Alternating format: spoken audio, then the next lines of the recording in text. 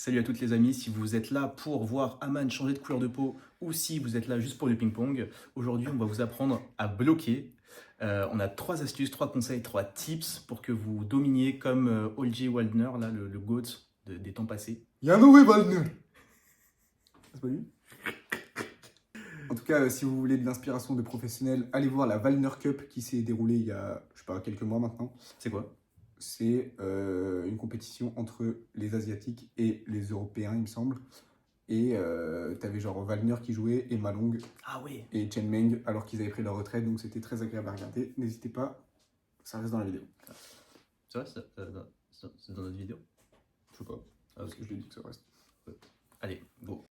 Et donc notre astuce numéro 1 pour bien bloquer, c'est de garder la raquette bien haute. Et si vous essayez, en fait ça renvoie la balle tout seul.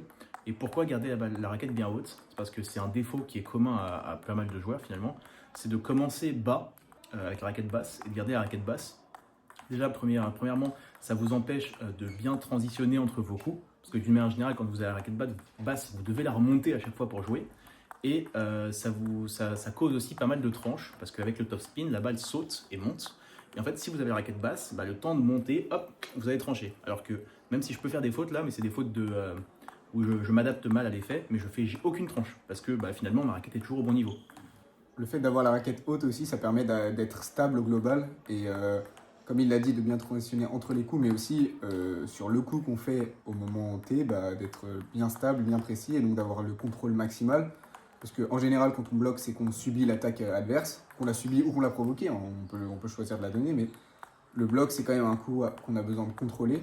Et donc le fait d'avoir cette raquette haute, et aussi, comme Yann le fait bien, cette main gauche bien gainée, ça permet d'être stable et donc d'avoir un contrôle maximal. J'ai pas vu Non, t'inquiète. Mais du coup, sur deuxième astuce, c'est d'avoir la main bien devant, enfin la raquette devant, ça. Ah non, je sais pas. Ah, t'inquiète. Et du coup, vous pouvez voir que mon bras gauche est bien gainé. Ah oui, d'accord. Merde. J'ai pas que c'était ça. Bref, en fait, là dans la vidéo, j'ai accentué un petit peu, mais pas tant que ça finalement. En fait, idéalement, vous voyez que ma position est bien stable et le fait d'avoir de l'espace devant moi, d'être un peu en fait en position stable, en mode combat, ça me permet de bien encaisser l'effet et de pas subir. Moi, j'appelle ça la position câlin. Du combat, chacun son appréhension de la vie.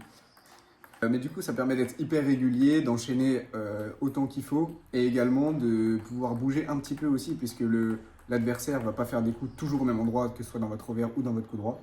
Yes. Mais donc le fait d'être bien stable avec le haut du corps permet d'ajuster facilement avec les jambes. Et troisième astuce, là c'est plus, on va dire que c'est un peu plus avancé, parce que si vous voulez juste bloquer, juste mettre la raquette en opposition, finalement ça suffit.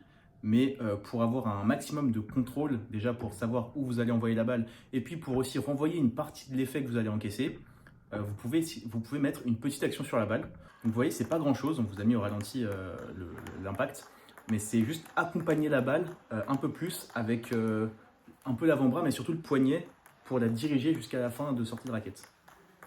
Là, on vous le montre en revers parce que c'est le plus évident. La même chose existe en coup droit, forcément. Et même en coup droit, c'est ce qui amène gentiment au contre-top, hein, finalement. La petite action, c'est ce qu'on développe pour ensuite réussir à redevenir agressif malgré le fait que l'adversaire est attaqué. En revers, c'est plus compliqué, on ne le fait pas trop, on utilise plutôt ce coup-là pour placer la balle.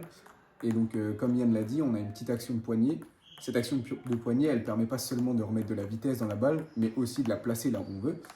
Et ça peut permettre d'agresser l'adversaire comme il vient de le faire, soit au coude, soit l'écarter plein coup droit, soit au contraire juste appuyer un peu plus dans son revers.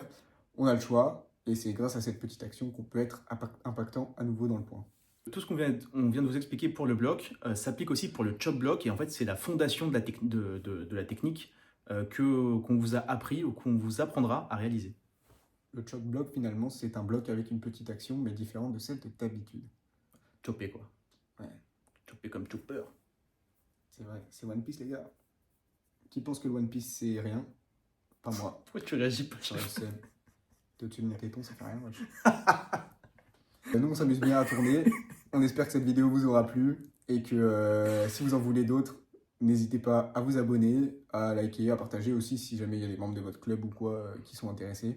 Nous, on va continuer à produire des vidéos parce que ça rapporte de l'argent. Allez, c'est vrai, payez-nous s'il vous plaît, faites des dons. On va ouvrir un Patreon pour ça, c'est faux. Mais donc voilà, on espère que cette vidéo vous aura plu et on vous dit à bientôt dans la prochaine. Ciao.